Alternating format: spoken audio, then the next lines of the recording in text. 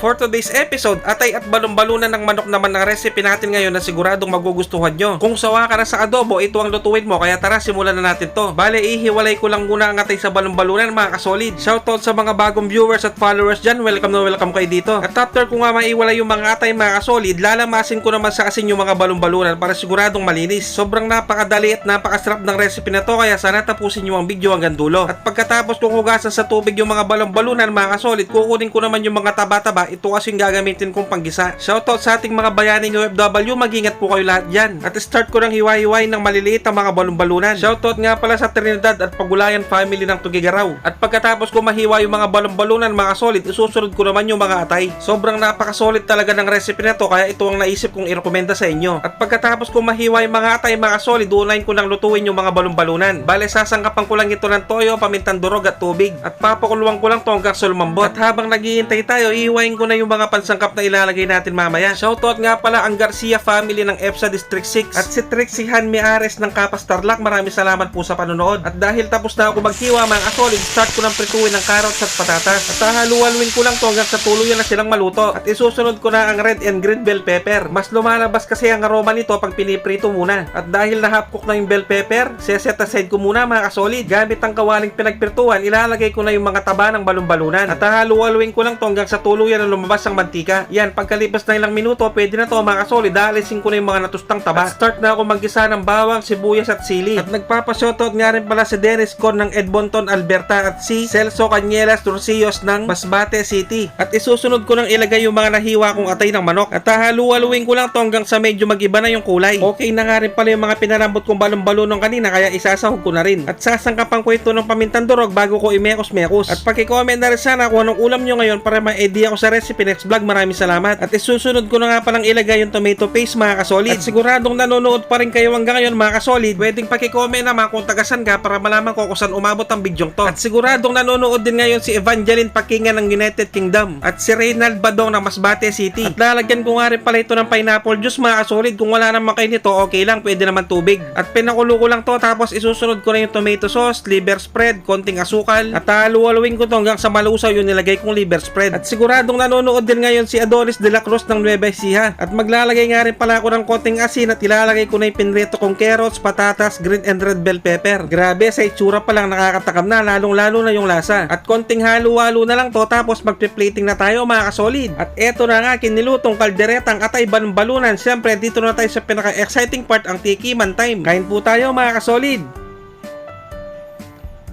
Sus Mariosep, kanyama na po. Grabe mga kasolid, napakasarap, napakalinamnam. Kaya ano pang ginagawa nyo, punta na kayo sa palengke at bumili na kayo ng atay balon-balunan. Kung wala kayong maisip na ulam ngayon, perfect na perfecto para sa inyo. At pag ganito talaga ang ulam, hindi ko mapigilan sumubo. Gusto ko yung may sili, yun no.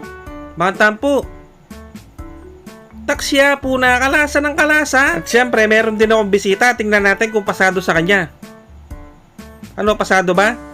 Ayun, tumango siya, pasado daw, sabay subo ng sili. Maraming salamat sa mga walang sawang sumusuporta at sumusubaybay sa aking mga video. Grabe, sobrang na-appreciate ko kayong lahat. Hanggang dito na lang, maraming salamat sa panonood. Basta Kapampangan, manyaman!